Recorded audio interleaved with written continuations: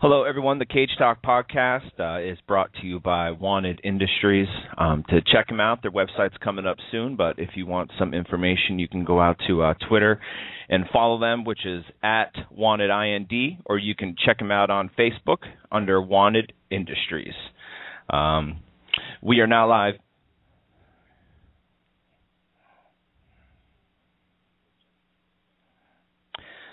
Hello, is this Crooklyn? Hello. Hello. Hello, hello. How are you? I'm tired. It's like, evil 100 right now. Where are you at? Are you out on the West Coast?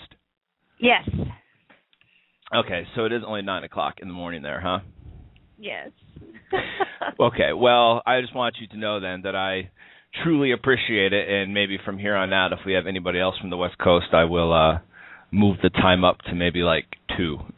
But I do appreciate you calling in at such an early time. I do have to let you know I've got about 40 minutes that I can stay with you, and then I have to go because I have to go by my office and do some work there. No, that's okay. I completely understand. You know what I mean? I'm just glad that you did get a chance to call in. And anytime that. Yeah, and any time that you can give us, it's definitely a pleasure to have a master in the MMA radio world on the podcast. I wouldn't exactly say that. And thank you so much for having me. It's a pleasure. No, definitely. And I just kind of want to let you know that, this really isn't like a formatted type thing. Okay, it's more of just like a round table. Talk about some things, more or less just shoot the proverbial shit for, 2 hours or however long somebody can, stay on.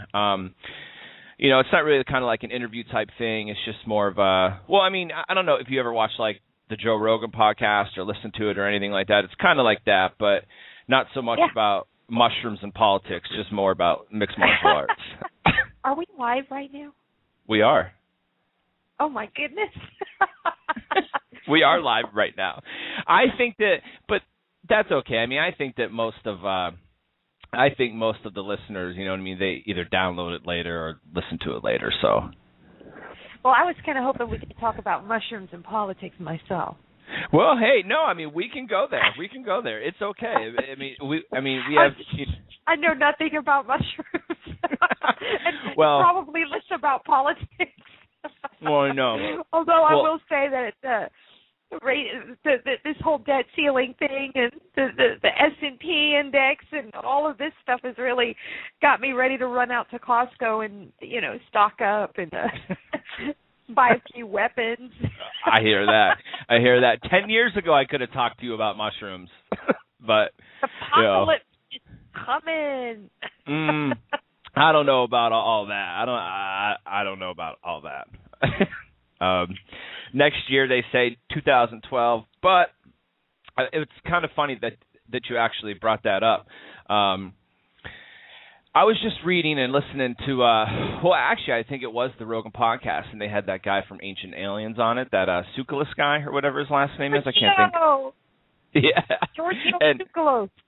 Yes, he's awesome, and he was actually talking about how that the date's wrong anyways, that like technically that it's either already 2012 or it's like still 2010, because he was like talking about like the birth of Jesus wasn't really until like between the dates of like 3 and 5 AD. So if it's, if we are like in the after Christ dates, technically it's like only like 2010 or like 2009. So if you believe in the apocalypse, it's still 3 years from now. I don't actually call that technical or scientific. That's a lot of speculatory stuff. And, I love Giorgio, and I find him very entertaining. And I've watched all the episodes from both seasons of Ancient Aliens. But, he's become a meme. One of my favorite things to post is this picture of him and his wild hair that says, "I don't know, therefore aliens."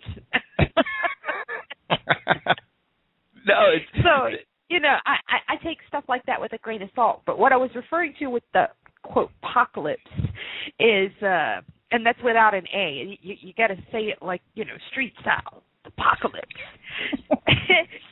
It's because the market's getting ready to crash again, and it's really, really, really gonna bottom out. I mean, it took a 500-point hit on Thursday. So, when I say I want to run out to Costco and stock up on food and guns, that's why. Because, I kind of wonder what's going to happen on Monday. Yeah, I mean, I don't really follow the stock market too much. Like, it kind of gives me a headache. I got a couple friends.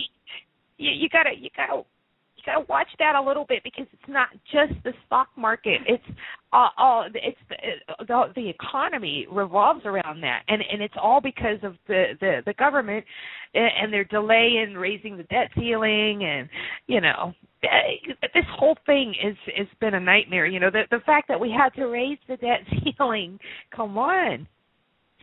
Yeah, I know. It is pretty ridiculous. And, you know what I mean? It's just like, and the debt's going to be horrible, and we owe all these countries. And basically what it comes down to is that the government is like literally they just print more money when they owe somebody money. And it makes things even worse. And that's why that the U.S. dollar is worth nothing more than what I put into the dumpster, last night.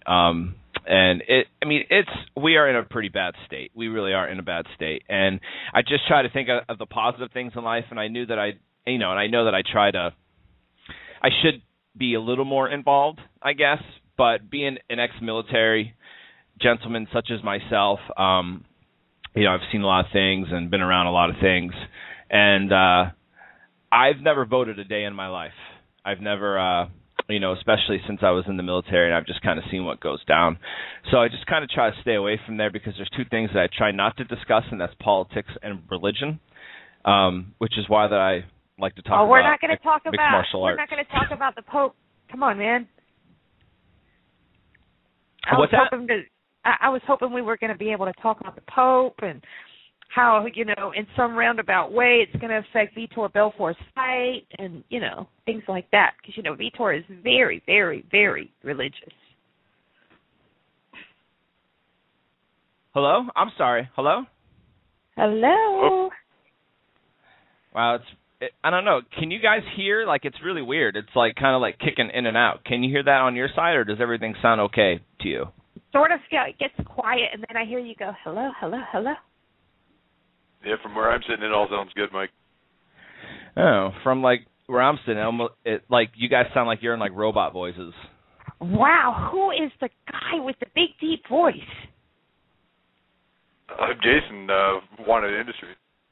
Hi, wow, your voice, holy crap. You sound like what I picture Paul Bunyan would sound like.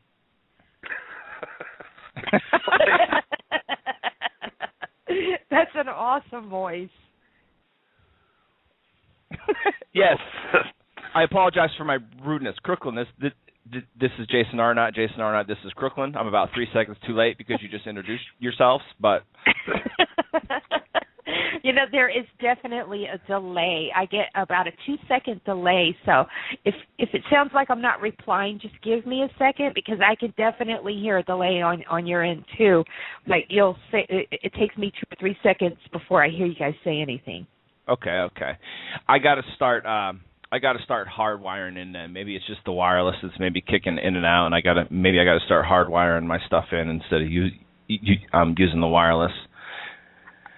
You definitely have to do that. If you're using Skype, you need to hardwire in.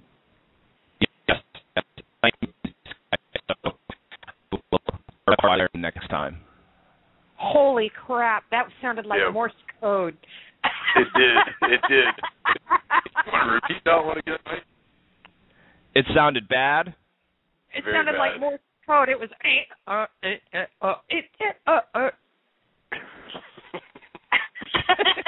Wow, this is not going very good at all, and I apologize. This is the first. It's going great. Are you kidding? I'm having a blast. Aren't you, Jason? I am. I think it's great. Absolutely. I finally figured out who you sound like. You sound like Dan Severn. Dan Severn. You do. Do you have an epic mustache too? No, I don't. I'm only about the size of one of his legs. You should grow one for sure. No, I don't wear them.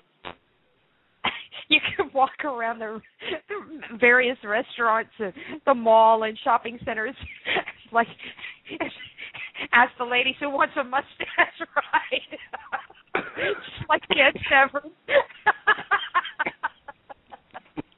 I'm so sorry. That's okay. I'm entertaining the shit out of myself. Oh, I'm sorry. Go ahead. You know what? I've hung around Evan Showman and Ryan Loke way too long. I'm sorry. I'll be good. Oh, that's okay. I mean, there's definitely no rules out here, so it's definitely okay. Well, in that case, you should definitely grow a mustache and proposition all the ladies for a mustache ride. I'd get slapped up here in Canada. Oh, just go to those woody areas, those parts where it's always snowing and there's lots of woods and things like that. Can you tell I've only ever been to Vancouver? Yes, I can. We have no snow here right now anywhere. Okay, Not yet, anyway. Making a deep reach there. Okay, so, all right. Mike, do your thing. I'm sorry. No. That's okay. I'll tell you what. You guys just keep talking. I'm going to see if I can't fix my little sound problem here. So I don't mind whatsoever, and I apologize to everybody listening and who's going to listen later. I guess you live and you learn, because I'm like hearing like every 4 words that you guys are saying. So see what happens when you do a hard wire? Yes, this is exactly what happens. Well, so Jason, let's talk MMA here for a second. Certainly. All right. Well, this is your show, so I won't take it over or anything. Well, I guess I think one thing Mike wanted to talk about was stop it. Whether it was too soon or whether it was justified. Okay, I lost the first part of that. I didn't hear it because, Mike's connection has obviously affected yours. So if you could just repeat that one more time for me. I think one thing Mike wanted to touch on was stop it. Whether it was justified or whether... Fedor's cut? Say that one again? Fedor's cut, is that what you said? No, Fedor's fight with Hendo last Saturday night. Okay. Whether the stoppage was justified. Yes. When I first saw it, and I have reviewed this extensively, I've watched that fight probably 20 times since. But when I first saw it, I definitely thought maybe it was a little soon. Coming from a fan standpoint, and I am, unlike Mike, I am a huge Fedor fan. I don't call him overrated, but we won't go there, Mike. From a fan standpoint, I would have liked to have seen Herb give him just a couple more seconds. However, I'm not in Herb's shoes, and I don't see, what he probably saw. Herb says he was out. I'm going to go with Herb. But that night, I was a little frustrated, and I felt that, someone of a stature like Fedor's, I felt like he deserved, 3 or 4 more seconds. Yeah. How about you? I heard all the hype on Twitter, and I only time on Twitter. I think he made the right choice. That was it. It was lights out. He pulled it up, and it was only a flash knock, but nonetheless, probably at the right time. And I think the only reason that Fedor pulled his back was Henderson punch and Herb by Bob. Probably that next 3 seconds. It probably took a few more hits. So me, I was behind I too would have liked to have seen it go longer, but when they come out swinging like that. Okay. I caught every fourth word of that, but I'm sure that you said something extraordinarily intelligent, and I'm going to go with it.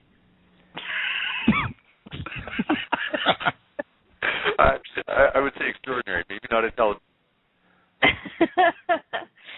Mike. Yes, I am here now. I am a hardwired in. I bet Jason's not. Actually, I'm on a landline. I'm not even using Skype. Oh gosh, Blog Talk is really, really horrible then.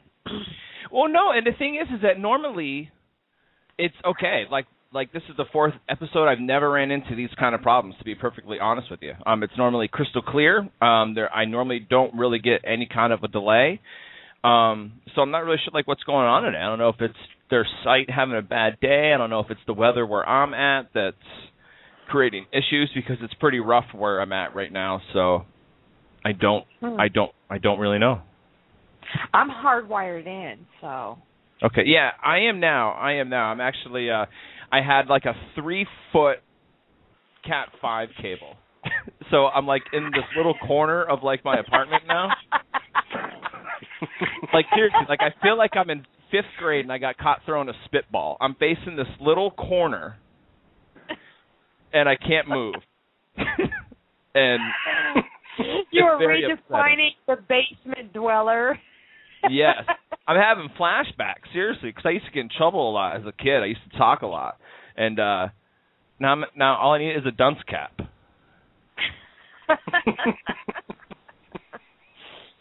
So, okay, Mike, take over your show, man. No, that's okay. It's not mine. It's everybody's. You know what I mean? And that's kind of you know what I mean? That's kind of the way that I kind of want it to go. So that's good. I'm glad that you guys are talking. But now that I can hear you guys clearly and I'm hardwired in, I will try to join the conversation. And to bring up the Fedor thing, now I will be respectful in my words.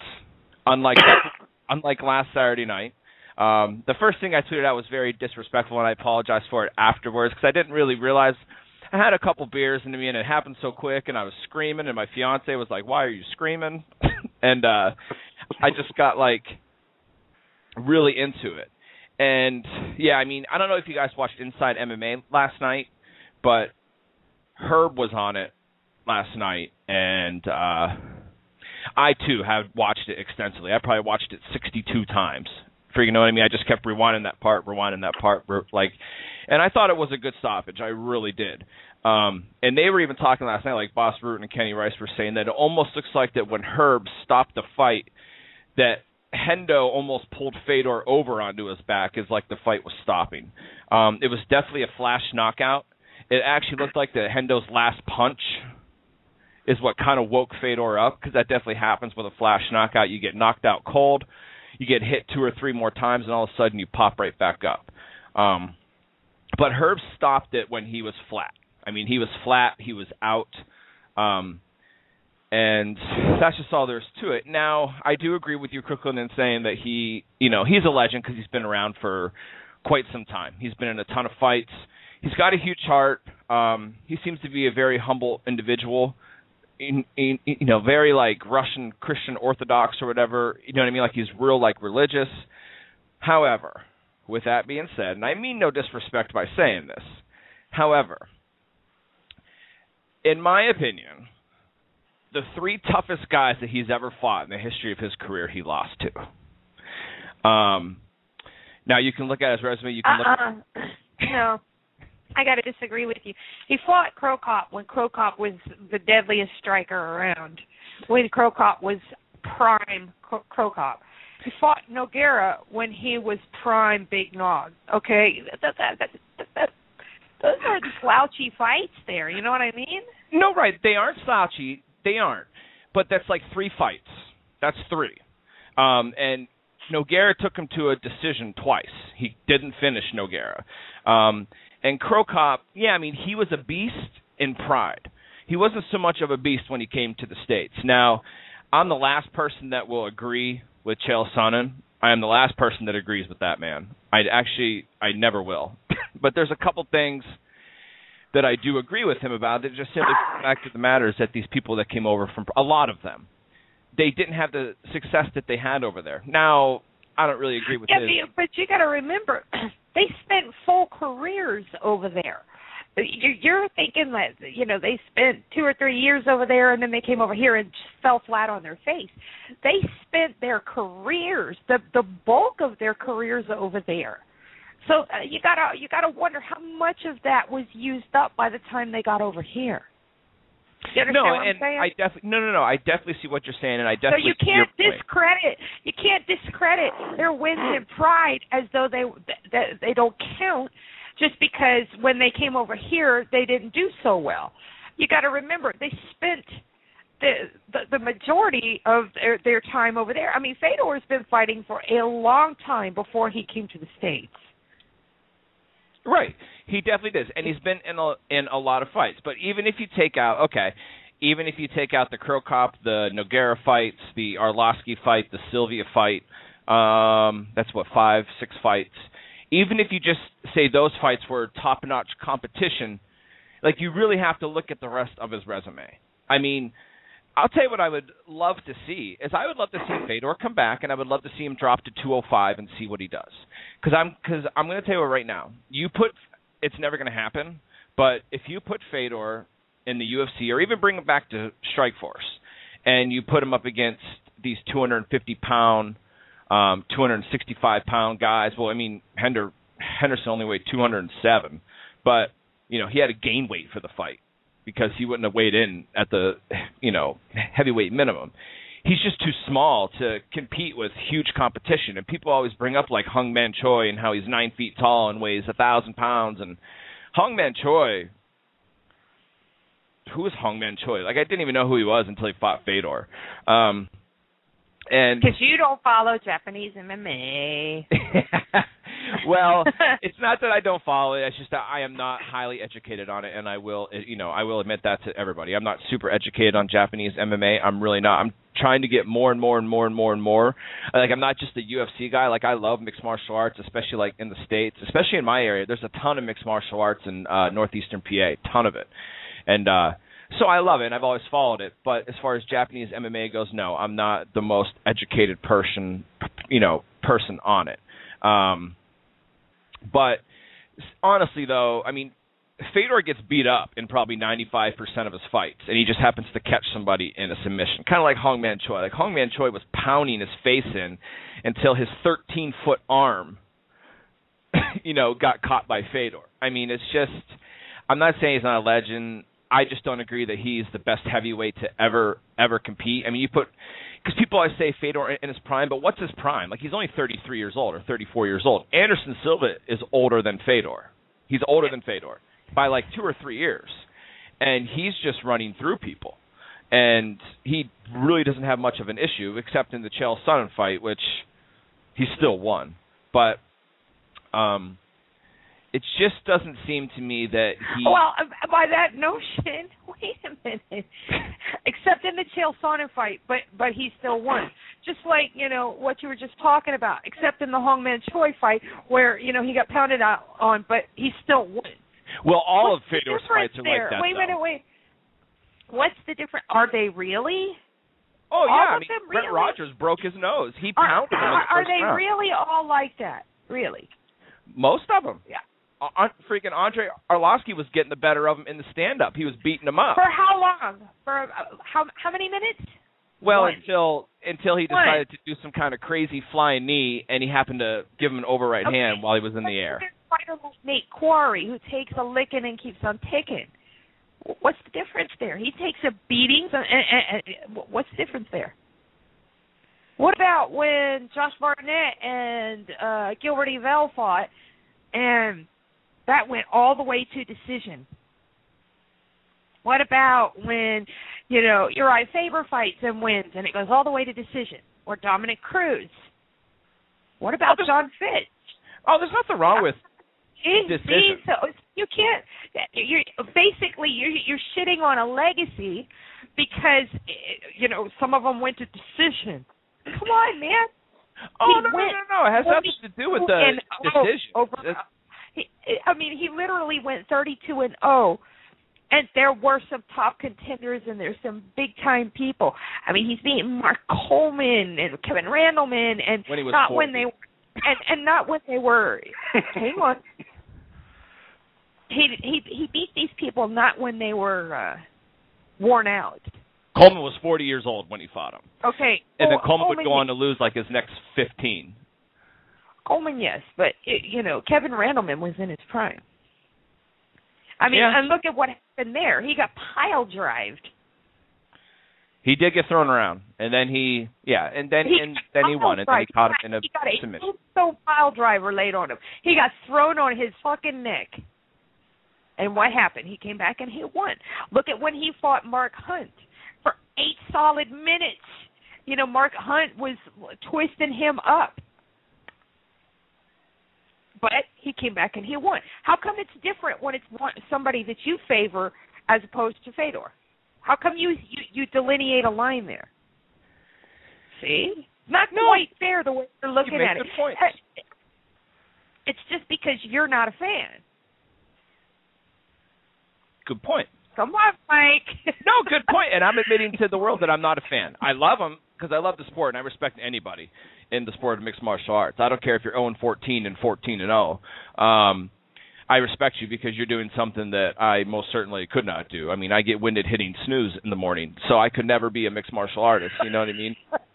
And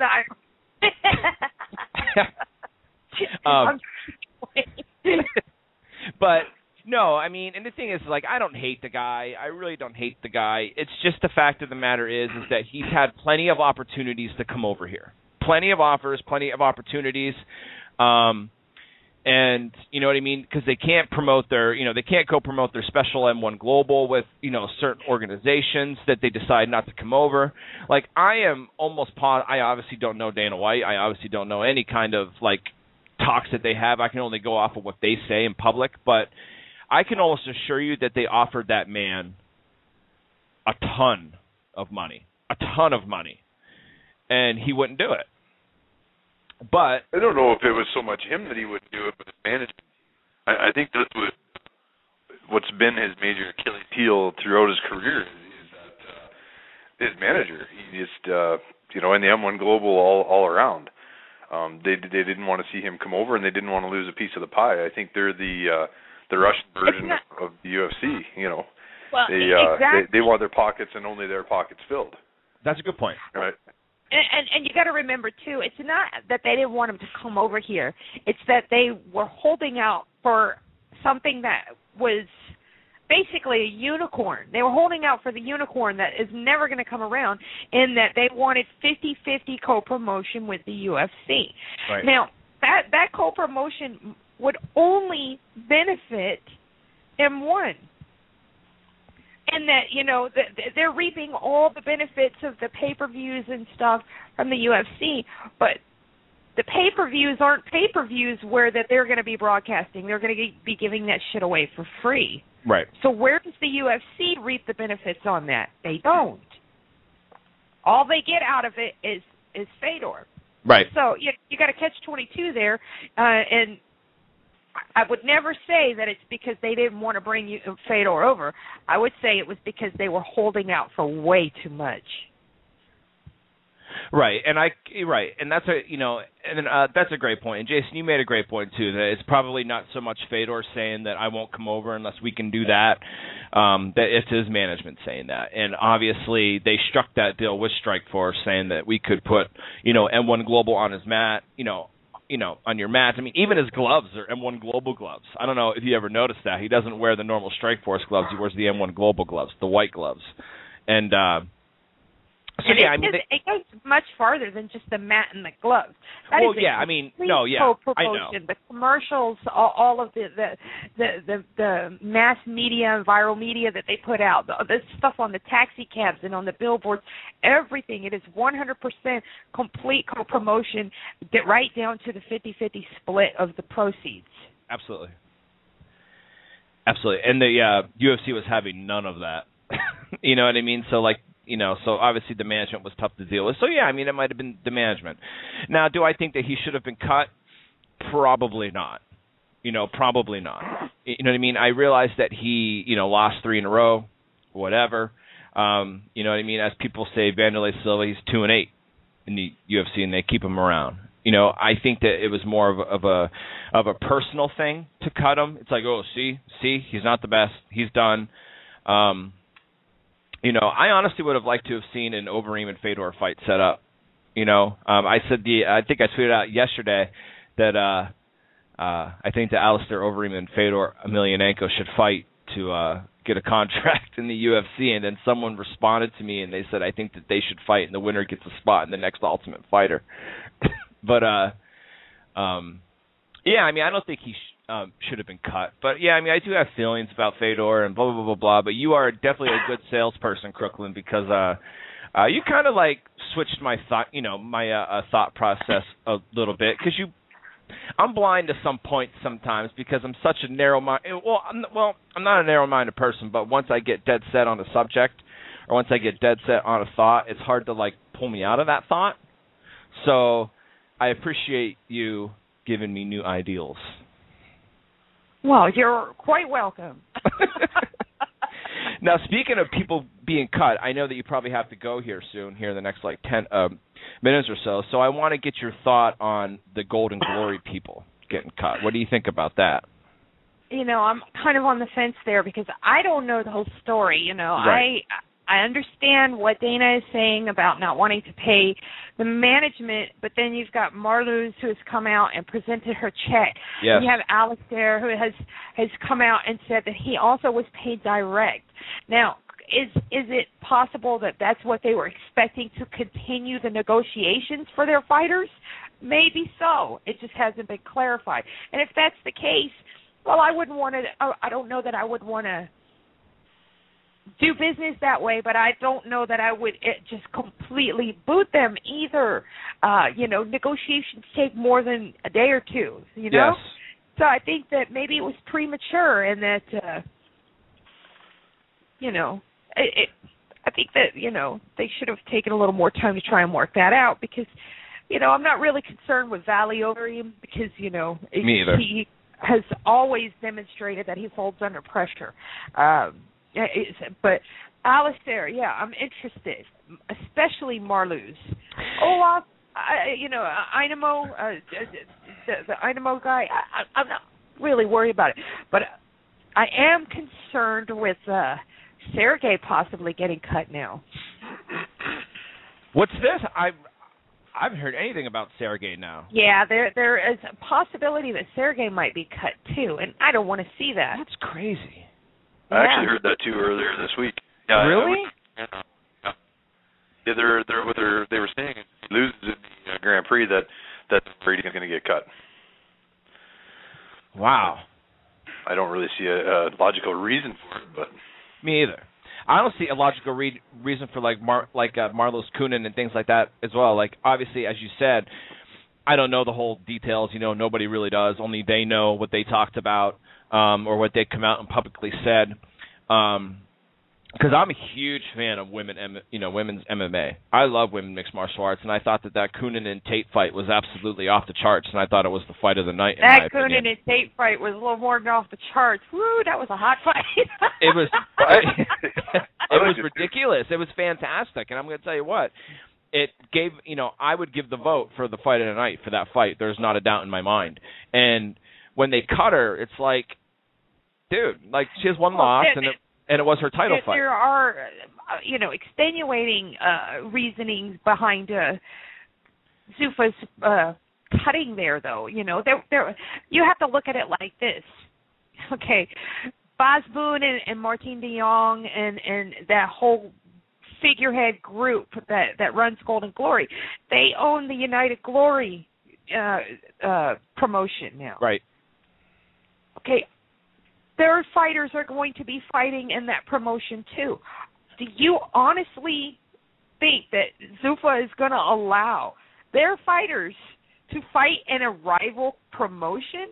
Really? Run by the management of these people? No, they're not. So you got to look at that too. That probably has some figuring in there as well. Yeah, I mean, I definitely know. I mean, I definitely don't know, but like I knew that this was going to come up, like because I know that Alistair Overeem loves to fight. You know what I mean? K1, Dream, United Glory, wherever. He loves to fight in multiple places. He loves kickboxing. I mean, he's the 2010 K1 Grand Prix champ. And I knew the minute that Zuffa bought Strikeforce, that the minute that contract negotiations were up or coming to, I knew that this was going to present an issue. Because you know damn well that Dana White is not going to allow anybody to fight anywhere else. And I knew that it was going to be a problem. I don't care if it was K1 or if it's just kickboxing, if it's just whatever. They're not going to let him fight outside of the UFC. And I knew that it was going to present problems. And herein lies the problem. And I think that was a lot of issue when it came to the negotiation process. And Overeem was actually on Inside MMA last night and was saying basically the same thing. That they would only allow to fight in the UFC, but then he kind of contradicts himself and says, "Oh yeah, I want to fight the best in the world. I want to fight in the UFC. I want to hold the UFC title, but it's basically going to be under my, under my terms, and it's just not going to happen." I mean, I really hope that we see him back in because I really want to see Overeem fight. I love Alistair Overeem. A lot of people say he's overrated. I personally don't think that he is. I think that he's a beast. Do I think that he could walk in there and just run through Dos Santos and Velasquez and people like that? I don't know, but I would love to at least see it. And I really hope that we do. I hope that they can come to some kind of terms. Indeed. I would think so, too. And if I could just touch on Marlos getting cut again. I think, though, Marlos... Zuffa has always said they don't want MMA. I mean, so I think she kind of got caught up in a double-edged sword because when they didn't renew Cyborg's contract, I think they made a statement then, and I think with cutting Marlos, I don't really think it would have mattered who she was with. I think her days in Strikeforce, just like Misha Tate and every other female that's fighting for Strikeforce now, are numbered because and something needs to open up, or I mean, Dana needs to pull his head up his ass and realize that there is a lot of good. I think it was just she was a victim of circumstance because they're just making that point clear that women don't belong in the UFC or under the Zuffa umbrella or however you want to say it. And I think that's very unfortunate, and I think the UFC is going to lose a lot on that decision. Yeah, I mean Dana has publicly, he's publicly said numerous times that they're basically not interested in it simply for the fact that he doesn't think that the divisions are going to be deep enough. Which, to a point, he does have a point because there's not really a whole lot of women mixed martial artists in Strikeforce. Now, there's a ton of women's MMA in the world, so you would have to go out, you would have to recruit, and you would have to get a lot of these up-and-coming females to fight and things like that. But, I mean, if the general consensus of the public wants to see it, the last thing you want to do is make your division one less deeper by firing somebody. So I just think, period, that they don't want it. And I'm going to tell you what, if it doesn't happen, if they don't bring them over, somebody's going to pick them all up. And somebody's going to sign them. I don't know if, MFC is going to sign them, make a women's division and things like that. So I don't know. I mean, we'll see. But, I mean, I just think that it's more than not being a deep enough division just as compared to them just not wanting to do it, period. Well, see, they've got to go out and recruit, sign, young men fighters. I mean, I really don't, from my standpoint, see the difference. And whoever above a lot of fighters because it's growing. Women's MMA right now is kind of where, the UFC started way back when. Not a lot of people in it, but the interest is there now when you see fights like he did on Saturday night. I haven't seen one women's fight yet. Not one. I mean, I haven't seen a lot because up here in Canada we never used to get the coverage that you guys get down in the U.S. or anywhere else in the world. We're kind of slow and retarded that way, but it is catching on, and I think give it another 5 years and you're going to have just as many women as you do men in the sport. Right, and I know a ton of up and coming women's mixed martial artists. even in this area. There's a girl coming up in this area. She's from like down in the York area. Her name's Alicia Hegg, and she's 3-0, and her ground game is like sick. And there's people like that are like coming up. You know what I mean? And like there's enough talent pool to where you can make deep enough divisions. It just simply comes down to the fact of them wanting it or not. What do you think, Crooklyn? I think that it's going to be a while before we see women's MMA in the UFC. Right. I think if they decide to keep Strikeforce around, it's a perfect feeder league to actually go out and find this talent, which Strikeforce was very good at. You've got this girl, Ronda Rousey, that I believe they have signed already. She is a phenom judoka. She's just a badass right now, and she's carried through competition. There are some prospects out there, but I feel that Strikeforce needs to stay around before we're going to see mainstream women's MMA. Right, and I don't know how much longer Strikeforce is going to be around. I honestly, I think that this time next year, and I could be completely wrong, and I hope that I am, but I think that this time next year we're no longer going to have a Strikeforce, or as long as their contract with Showtime. Should I say? Bellator is pretty good at putting on some women's MMA too. Who is? Bellator. Yes. And the fact that they seem to have stabilized a little bit. I know they were on shaky ground the first couple of years, but this third year they seem to stabilize themselves. And if they could get themselves off of MTV2 and maybe get into a situation like the UFC was fortunate enough to get into with Spike. We'll see much more mainstream MMA, and we will see women's MMA stay around. Right. And on that note, guys, I've got to run. I really appreciate you guys letting me sit in with you. It's fun. Dude, I really, really like your Dan Severn / Paul Bunyan voice. And Mike, me and you shall carry on about this Fedor thing. I tend to fully sway you over, not partially, fully. Okay. Well, I mean, you're only partially right now.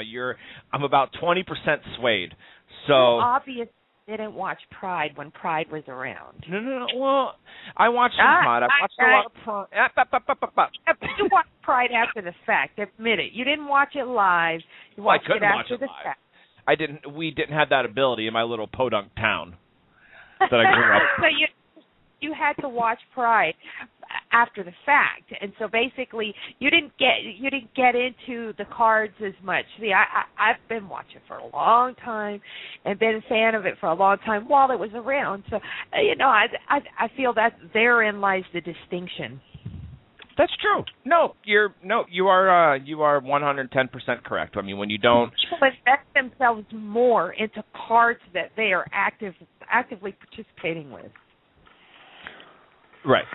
And I wish you would have had it. I mean, like even when the UFC first started, my dad had to bring me home DVDs from the store because we didn't even have closed circuit television where I was. Like you had to drive like 2 hours, pay $100, and you could watch it in a theater.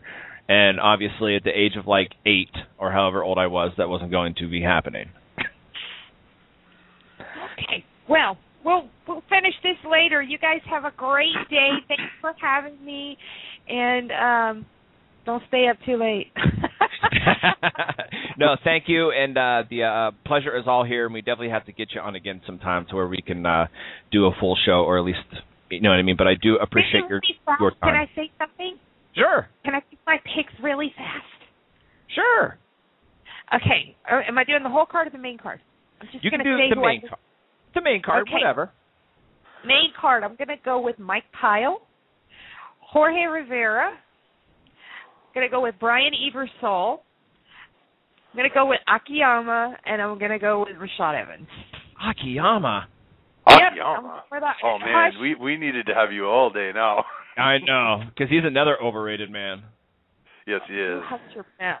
You hush your mouth. Thorwart's going to make short work of him. Yes, he is. Okay.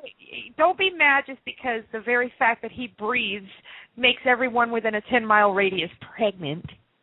You just be quiet. Come on, that's a Chuck Norris joke. That's like No, that's not a child. That's Sexyama. His Okay. aura. Okay. So those are my picks, and I am going to go. You guys have a great day. All right, thank you. You too. Okay, bye-bye. Bye. Bye. Akiyama. Yes. Lord. No, man, he doesn't suck, but I mean, he's going to lose. I mean, he's had 3 fights and now he's 1-2 in the UFC, I think. Yes. Yes, he is. He had a split decision against Belcher, which was questionable to begin with, and then who did he lose to? He lost to Lieben, then he lost to Bisping. Yes. Yes, Yeah, he did. okay. And he's going to lose tonight. Yes, he is. So that should be 3 strikes. He's out. Yes. But you never know. I mean, bringing a guy like that over is good for international. You know what I mean? Like international viewing, because you have this huge guy that's huge overseas, and you know it's like, oh my God, this guy who's not only sings but he's like a judo champion and blah blah blah blah blah. He's fighting in the UFC. He brings a lot of viewers to us from Japan and whatnot. But I think Vitor Belfort is going to make pretty quick work with him, especially if Akiyama wants to stand. Oh, absolutely. I like Akiyama. I just don't like him. I don't like his odds in this fight tonight. No, yeah. I mean, I don't hate the guy. It's just the fact of the matter that I think Vitor Belfort is a higher caliber fighter than both Bisping and Lieben. And when you have both of those guys beating him, I mean, I think it's only inevitable. And the fact of the matter is that what a lot of people don't know is that Vitor Belfort is a high-level Brazilian jiu-jitsu guy, and he just never really has to use it because he's knocking people out. Exactly. So no, I don't even remember the last time, if ever. Yeah, I don't remember either. I would have to look at his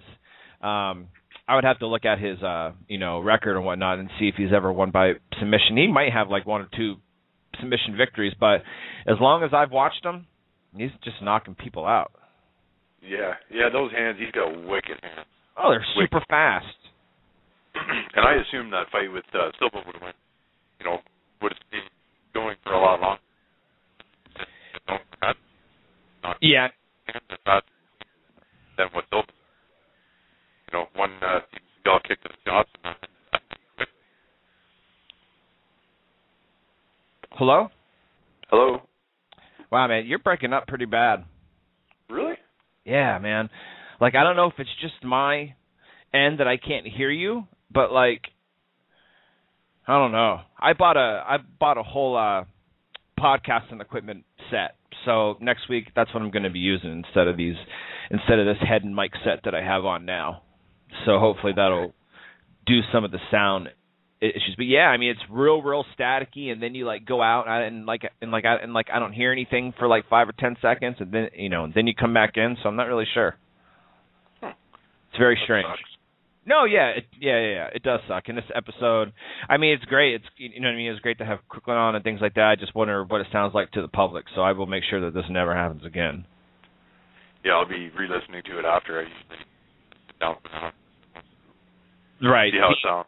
Yeah, see, there you go again, is you just kind of broke out. So I'm not sure if it's me or if it's you, or because people out there listening actually said that it was fuzzy as well. Well, that's interesting. As like I said, I'm talking right over the phone. So yeah, that's funny. It's weird. Maybe it's the weather. I don't know. You guys have nice weather up there? It's overcast, but it's not a bad day at all. Yeah, it's shitty. Really nice. It's pouring down rain right now. We only have one phone line in Canada, too, that operates the whole country. Really? No, that was a joke. I probably shouldn't have got sucked in to believe that, but you never know. They might have a monopoly on that shit, like down in Mexico. Like the second or third richest man in the world owns the phone system in like Mexico, and like they only have one phone line and like one like phone company for the entire country of Mexico, and this one guy owns it. That'd be nice. Yeah. He's a multi-billionaire. I can well imagine. Yeah, someone's actually on the chat. It's KDogs1 out on Twitter for all you listeners. He said he's flat out breaking up, not fuzzy. Oh, that sucks even worse. Yeah, no, I know it's rough, man. It's rough. We might only have to do an hour episode today because I don't really want to do 2 hours of fuzziness. Yeah, no, that sucks. That's not good for anybody. Yeah, it does for suck. sure. So I apologize to all the listeners out there. We will make sure that next Saturday that this does not happen. But, I mean, it's all part of growing. It's only the fourth show, and I apologize. And, next week we will make it happen even better. But so UFC 133 tonight, man. I can't wait. Are you taking Rashad or are you taking Tito? I got to know. I'm taking Tito, man. Are you taking Tito? Tito all day. Yeah. Yeah, I really am. He looks like he's back. Got that look in his eye. Yeah. He had when he was a little bit of a younger guy. Even at the weigh-ins, he had that confidence that I haven't seen in him for a while. Right. And Rashad, though, Rashad is so much better than what he was when they first fought. Yeah, he may be, but he's also got a year and a half of cage rest. And I think that's going to be the difference. Because he's been out, a year and a half. Training is one thing, but we've seen it in the Carwin fight where cage rest didn't play a factor. It's just one of those things. Right. And, no, that's a good point. I mean, just kind of like Shogun when he fought Bones. Like, he hadn't fought in, 18 months, 20 months, something crazy? Yep. Like that. And the ring rust was obvious when Shogun fought Jones. Yeah, yes, it was. Because I would have given Shogun a better go. And, I think you're going to see Tito, Lieben when he did those back-to-back fights when he beat Akiyama. Lieben was in shape. He was mentally prepared. He was, really off 2 weeks laid off, and then right back into the fight and ended up winning. And that was a good fight. Right. Yeah. I think you're going to see a different Tito tonight. I really do give him the edge. No, and I definitely hope that he wins. I mean, I'm not a huge Rashad fan, but I don't know if this whole Tito thing is a fluke. You know what I mean? I'm not really sure. I mean, for the likes of Ryan Bader, we'll see tonight. I mean, we'll see. We'll see how he looks. I mean, if he gives Rashad, if he just walks in there and runs through him, I'm going to be like, holy shit, Tito's back. And he's a force to be reckoned with. Now, do I think that either Rashad or Tito could beat Johnny Bones Jones? Probably not. No. I would agree with you there. I just don't think. Now, I am kind of excited for Rampage and Bones, though, to be perfectly honest with you. I think a lot of people think Bones is going to run right through him, and I think Bones is probably going to win that fight. However, when you have Johnny Bones Jones jumping around doing his crazy shit, Rampage could very easily catch him. You know what I mean? With some super Street Fighter Hiroyukin uppercut and just knock his freaking block off. I fully agree with you. I think in the Rampage Bones fight, you're going to see kind of the upset you did with the GSP Sarah fight. Guy's got a puncher's chance once in a million, and bang, lands it. You're dealing with Rampage who's fought all over the world, and really, all things considered, he's done the best in the crossover from Pride. Yes, he has. Think. And I think, everybody says, well, Bones' wrestling is better. Well, yeah, but he's got to get close to Rampage in order to take him down, and that's usually when he's more lethal, like we've seen in the Matt Hamill fight. Even though Hamill's shoots were like that of a 2-year-old, he still had to get hit to get in, and once he felt that power, that ended that. He wanted absolutely nothing to do with really seriously trying to drive in and take Rampage down. And I think you're going to see a lot of the same stuff with the Bones Rampage fight, because we've never really seen Bones get hit from a striker like Rampage, because that boy can hit. There's no two ways about it. Yeah, and that's the thing. It's like Bones' chin has never been tested. No. And I think we don't know. So we don't know, if he can take a hit. I'm sure that he can take a hit, but can he take a hit from somebody like Rampage? Not too many people can.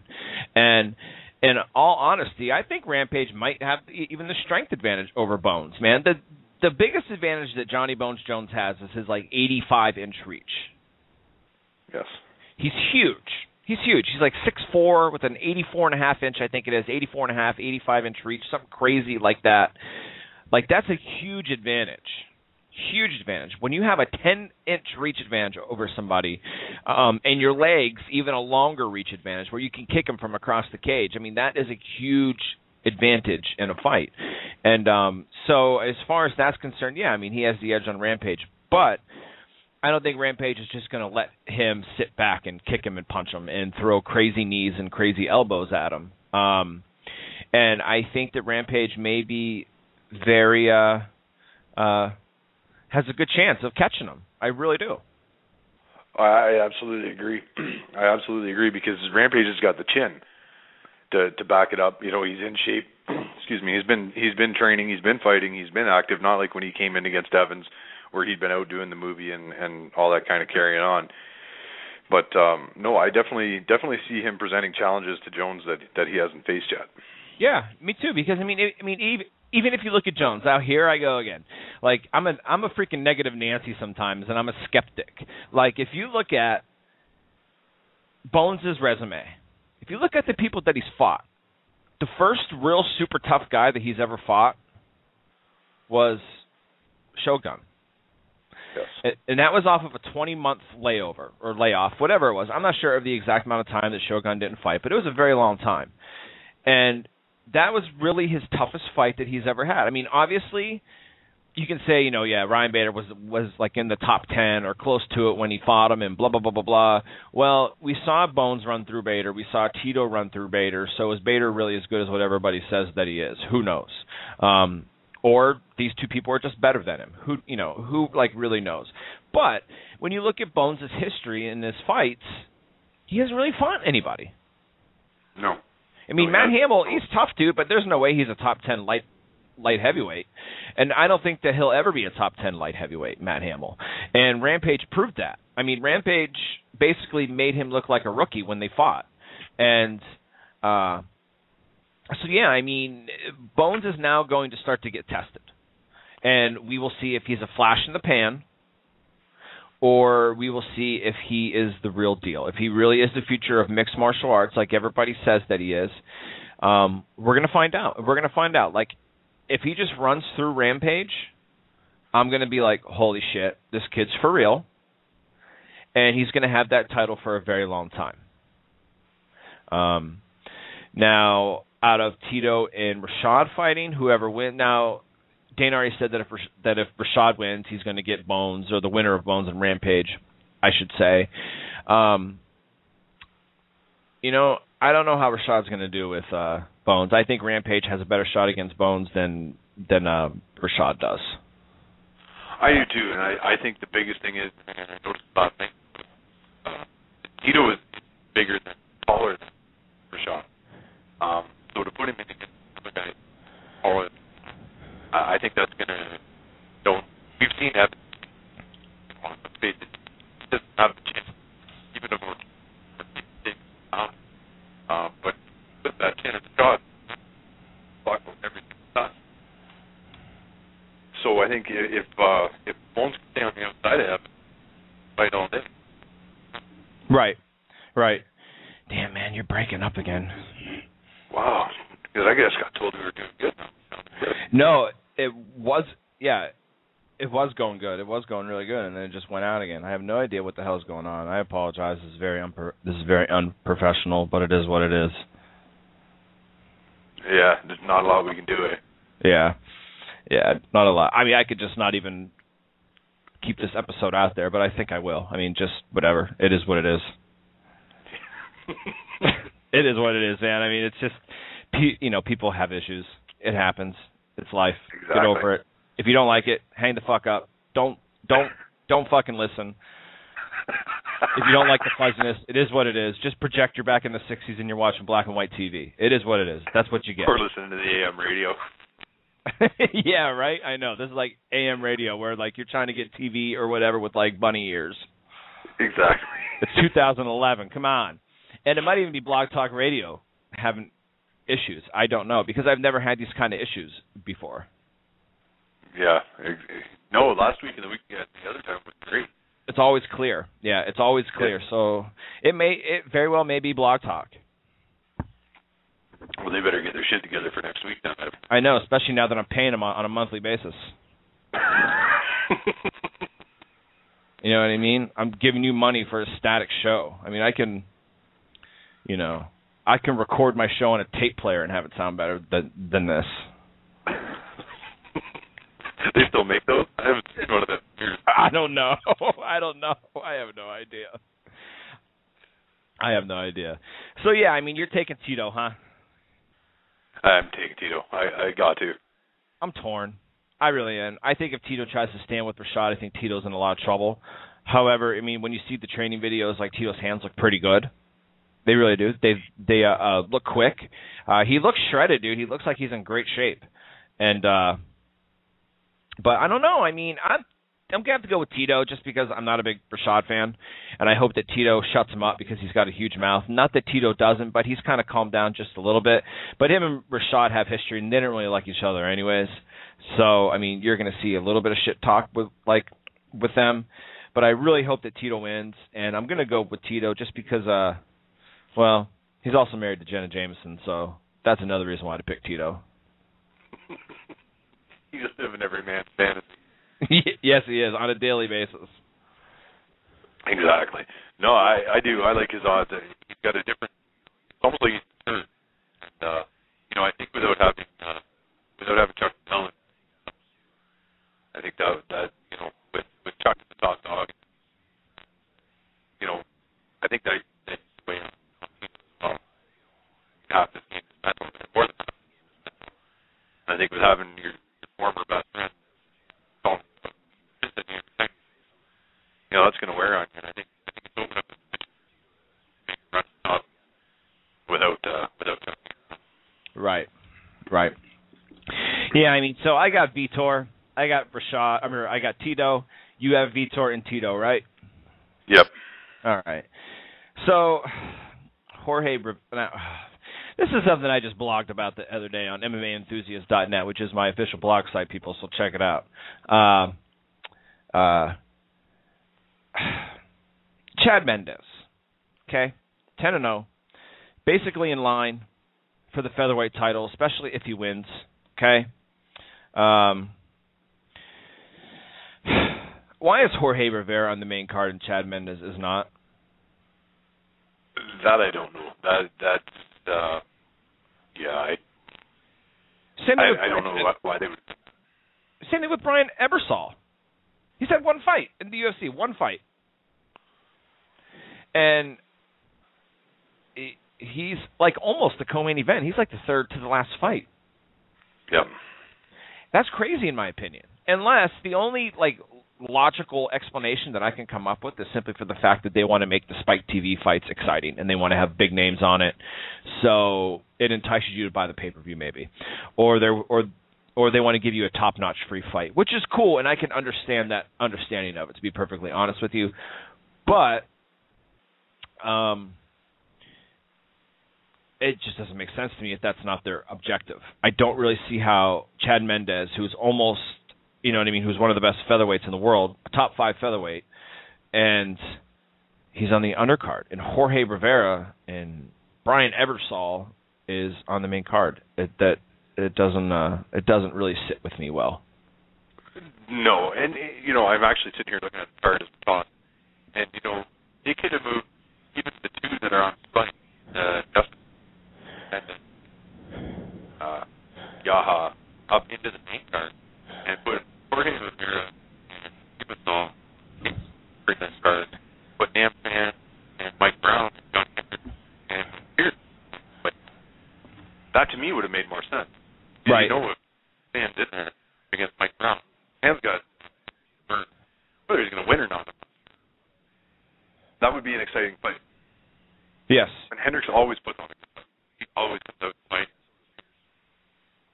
So, to me, that would have made more sense to put those, the Rivera and down on the face. Not that he's a good fighter, but I think there's more Mendes being third fight would probably be better than Ebersol. Yeah. I'll be honest. I don't know much about Ebersol. I really don't. Well, no, me either. He's been in like 109 fights. Well, not like 109 fights, but he's been in a ton of fights.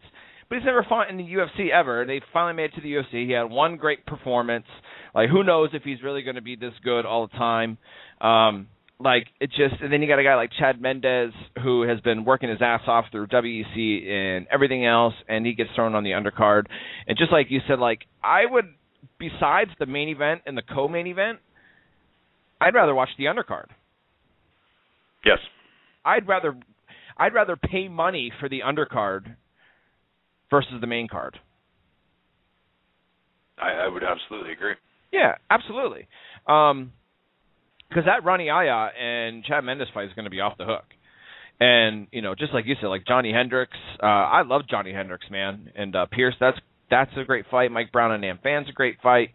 And Jorge Rivera, I mean, I don't know if it was because he just fought Bisping is the reason why Rivera's on the main card. I don't know, but Bisping definitely made him look like an undercarder. But actually, as much as I don't like Bisping.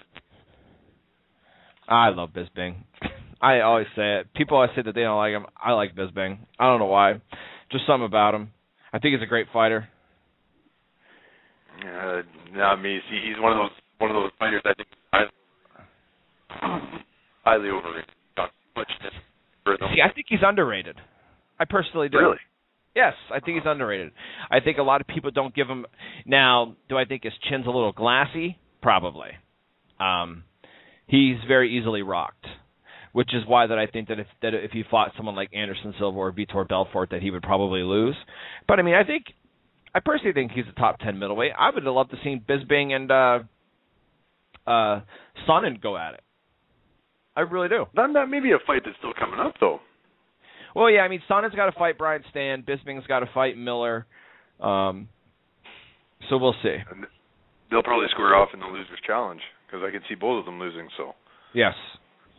I hope Brian Stan wins. I do too. I really do. I have high respect for Sonnen as a mixed martial artist because he's a mixed martial artist. But as far as outside of the cage, I have zero respect for that man. Yes, I tend to agree with you, as we discussed. Yes. I would still like to know, so if you're listening, or if anybody's listening out there, I want to know that if Sonnen CH is his official Twitter account, because it's not verified, and I would like to know for personal reasons. So if anybody's listening, shoot me a message, let me know if it's, or get him verified. If anybody that has that capability, get him verified, because I want to know if that's really him. Yeah, I do too, because he's been sending sporadic since last week's show. You know, I've asked him to add.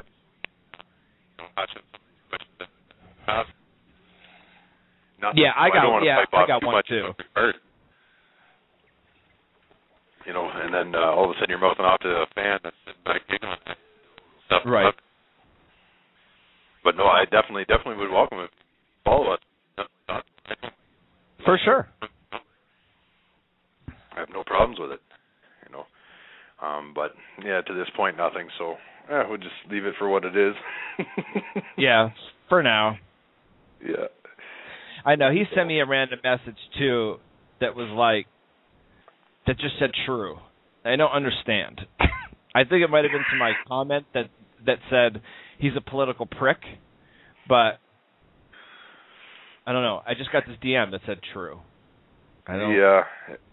It's weird. That's all the weirdest one I got was, "Are you serious?" And yeah. You know, that was several days after the podcast, and I had no idea what I'd said because I did say a lot of shit. Right. I will be honest. You know, what comment that was too, I have absolutely no idea. Right. Yeah, I have no idea. I would love to get him on. Like, I'm not going to make him look like an asshole. Maybe he has the ability to make me look like an asshole. I have no idea.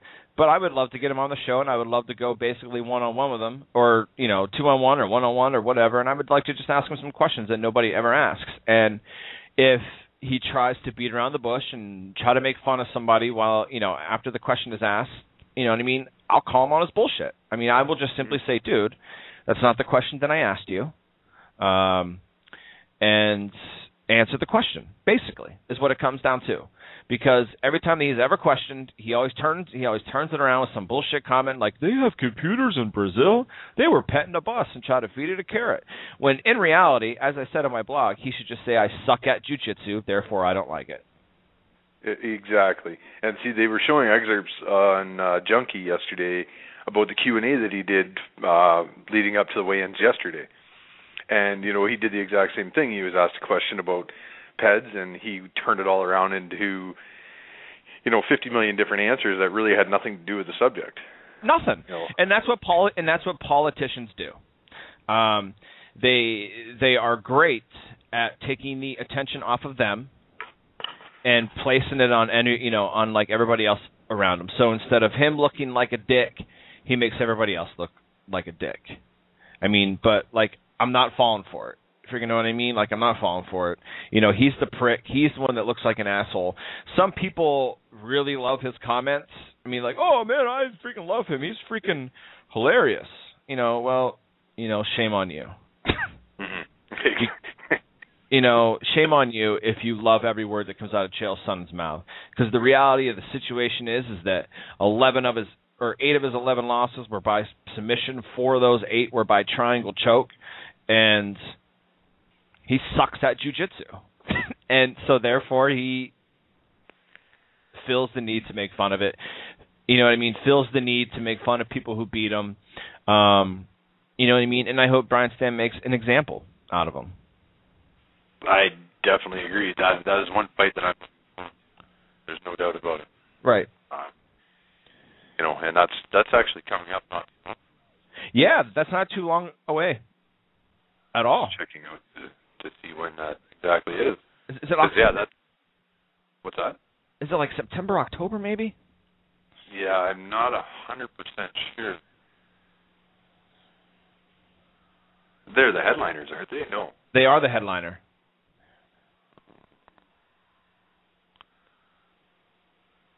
No, it's not posted on Junkie anywhere.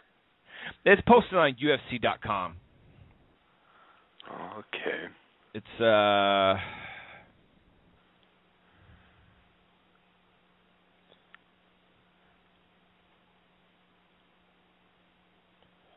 let's see here.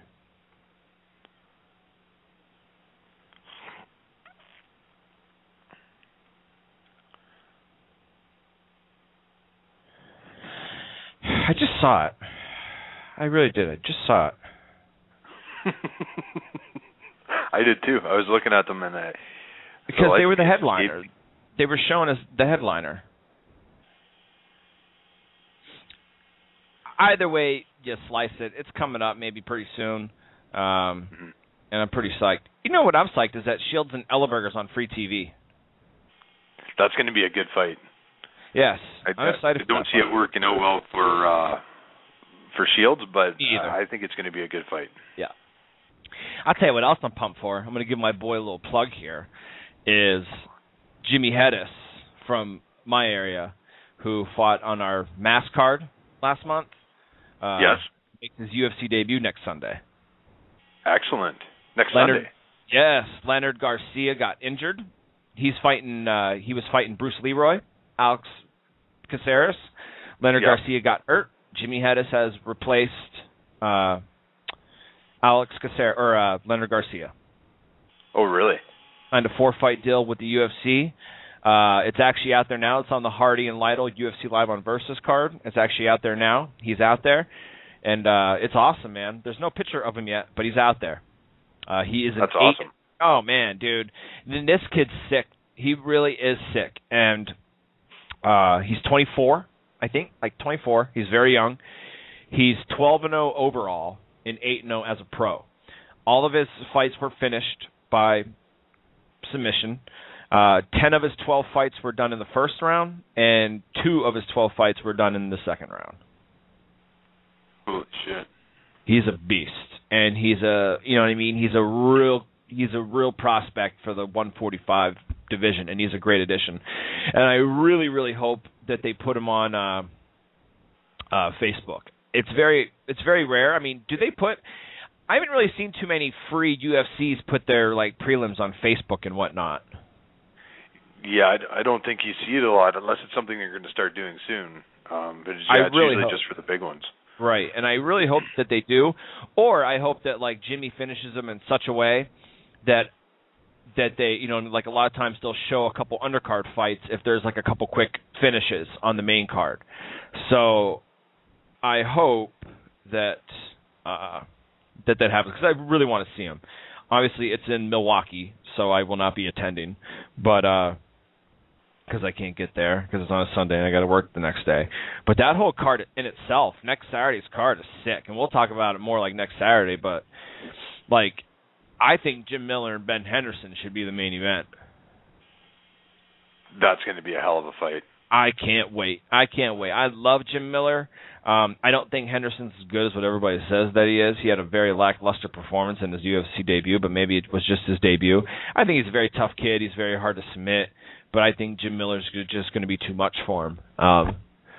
And my boy Cowboy Cerrone also fights next Sunday, which I'm very excited about as well. He's fighting Charles Oliveira, which is another great fight. Yes, that will be a good fight too. That card's stacked. I'm very excited for that card next Sunday, and it's free, so that's cool. I don't have to buy two in a row. Yeah, that's kind of nice, eh? Oh, it's expensive, man. Pay-per-views are so expensive. Yeah, what do you guys pay down there? If you buy it in non-HD, it's $45. If you buy it in HD, it's $50. Oh, so it's the same price as up here? Yeah. Yeah. I think it's expensive, though. I do too, especially with as many events that they're usually putting out. Now we've had a real ball here. Right. You know, now we'll go 2 months for the next. I would rather I would just rather see them put the entire card on the pay-per-view. If I'm going to pay $50, I want to pay for more than 5 fights. Exactly, I agree, and I think that's one thing that they need to address because it's, you know, it's just way too much money for really what you're getting. Yeah, I mean, for like $20 more, dude, I can like buy a ticket. Yeah, depending on where you're going. I heard the ones at the Battle of the Bayou are like over $100 a piece, and that's right. Yeah, they definitely get expensive. But I mean, you know, in like some areas, like for this Philly card tonight, I mean, I think that there were tickets that were under $100. Yeah, well, I know when we went to 129 in Toronto, we only paid $50, $65 altogether. Right. I got the whole experience. Right.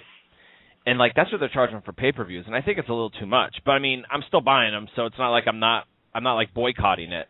I just think that instead of putting the fights on Facebook, where I have to fucking plug in my computer to watch some fights, and then I got to turn on Spike TV to watch some more fights, and then I got to buy a $50 pay-per-view to watch the last 5 fights, sucks. If I'm paying $50, they should just put all 10 fights or all 11 fights, however many fights they're having, just put them all on pay-per-view. Start the pay-per-view at 7. Like when the show starts, who cares? Exactly. I'm not sure if they have to pay for more airtime, but I'm sure that they have enough money to do so, or they can work out some kind of deal. Yeah. There's no doubt about it. I would fully agree. I mean, I don't know if they're looking at it that, you know, people may not sit through the entire time, but, you know, with the bars and places that have them on, I think it'd be great. I'd be there starting at 4 o'clock in the afternoon. Yes. Oh man, I'd start pre-partying. Exactly. Same thing when we go live. You know.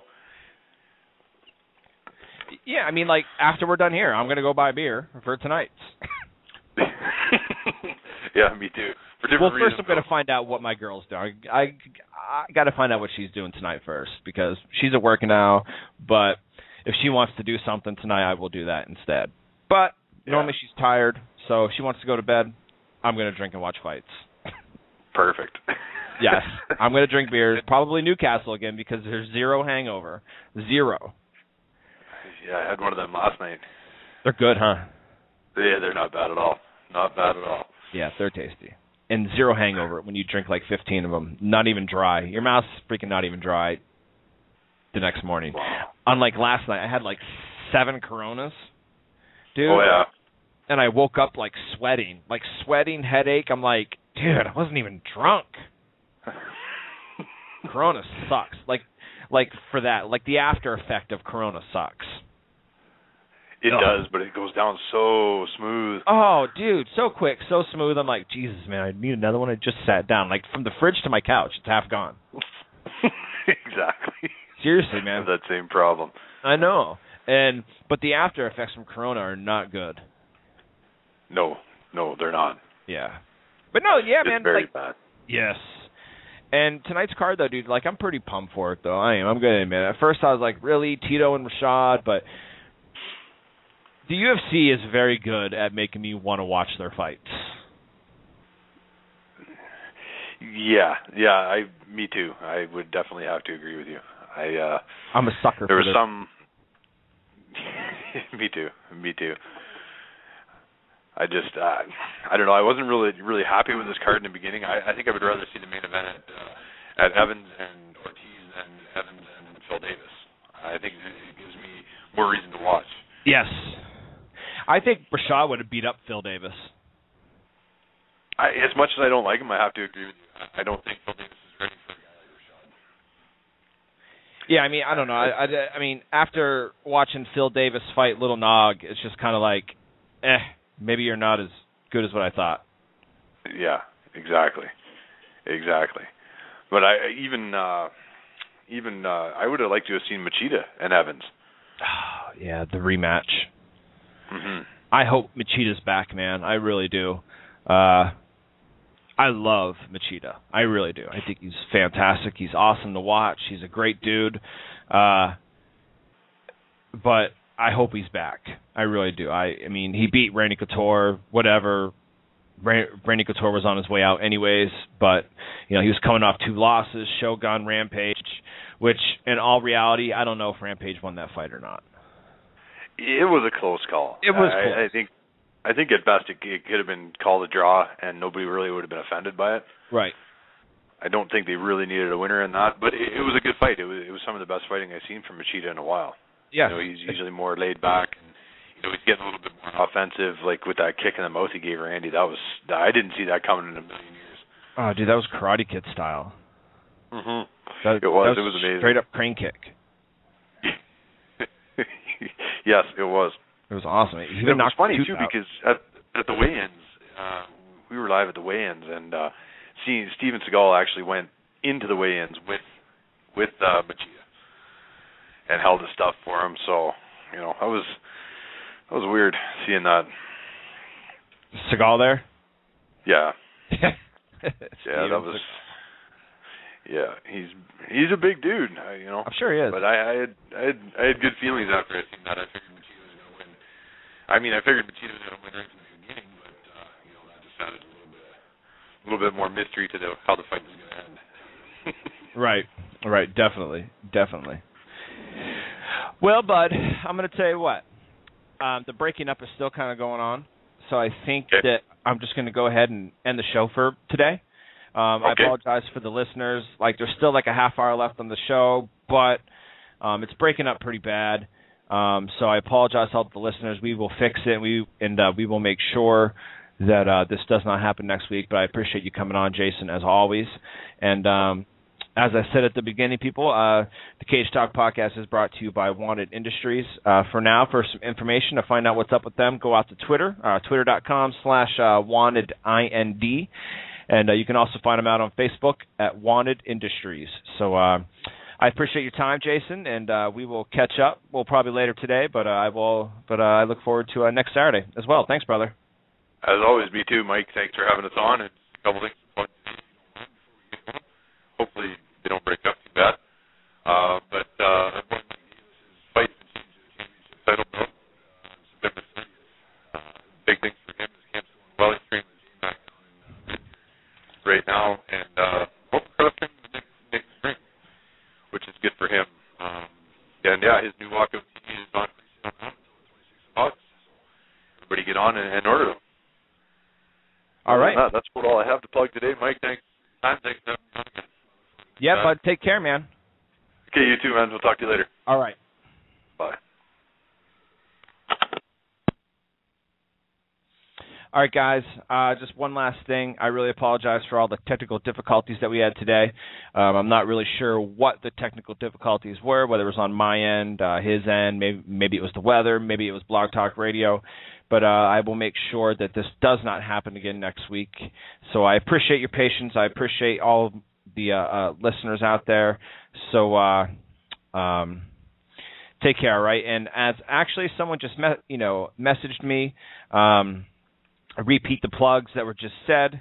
I'm not really sure all of them that were said because he was kind of broken up. But again, Wanted Industries. Check him out on Twitter, Wanted IND, and out on Facebook, Wanted Industries. They got some shirts coming out. But for more information, just go out there on Twitter, follow them, talk to them, ask them questions, and get freaking hooked up with some badass shirts, man. All right, thanks to all that listened, and we will see you next week.